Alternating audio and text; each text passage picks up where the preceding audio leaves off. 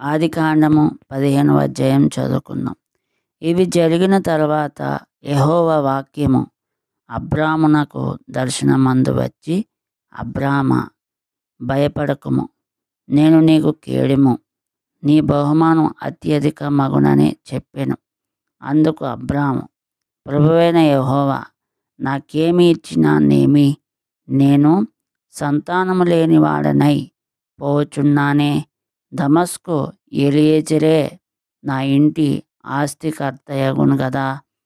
మరియు అబ్రాము, ఇదిగో, నీవు నాకు సంతానం ఇయ్యలేదు గనుక నా పరివారములో ఒకడు నాకు వారసుడగునని చెప్పగా, యెహోవా వాక్యము అతని యొద్దకు వచ్చి, ఇతడు నీకు వారసుడు కాడు, నీ గర్భవాసమున పుట్టబోచున్నవాడు నీకు వారసుడగునని చెప్పాను.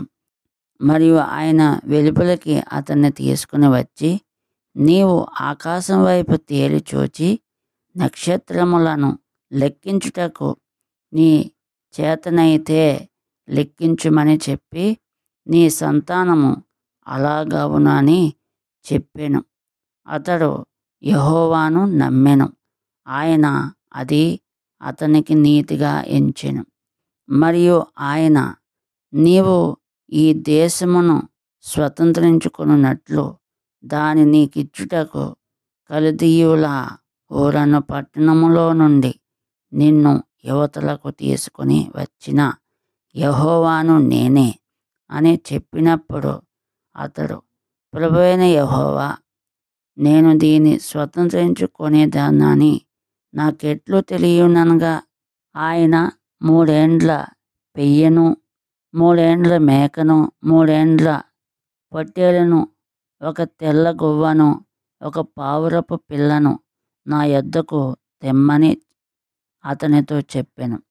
అతడు అవన్నీ తీసుకొని వాటిని నడుమకు ఖండించి దేని ఖండమును దాని ఖండమునకు ఎదురుగా నుంచెను.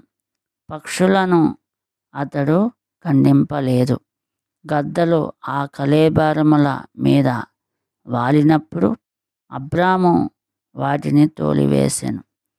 ప్రొద్దు గ్రుంక బోయినప్పుడు అబ్రామునకు గాఢ నిద్ర పట్టెను. భయంకరమైన కటిక చీకటి అతన్ని కమ్మగా, ఆయన, నీ సంతతి వారు తమది కాని పరదేశమందు నివసించి ఆ దేశపు వారికి దాసులుగా నుందురు. వారు 400 ఏండ్లు వీరిని శ్రమ పెట్టుదురు. వీరు ఎవరికి దాసులవుదురో ఆ జనమునకు నేనే తీర్పు తీర్చుదును.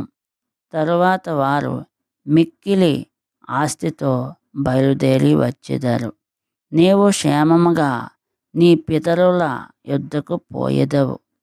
మంచి వృద్ధాప్యమందు పాతిపెట్టబడుదువు.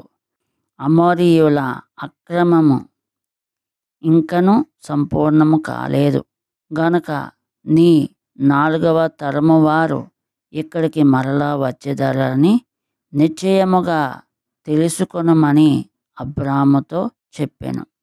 మరియు ప్రొద్దు గ్రుంకి కటిక చీకటి పడినప్పుడు రాజుచున్న పొయ్యియు అగ్నిజ్వాలయును కనబడి ఆ ఖండముల మధ్య నడిచిపోయెను.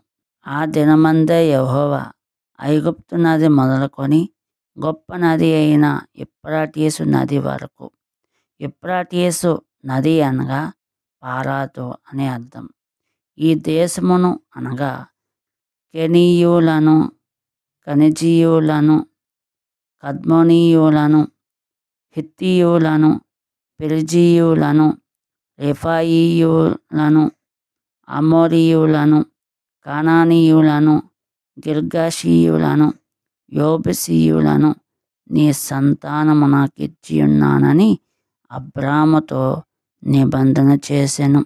దేవుడికి వందనములు.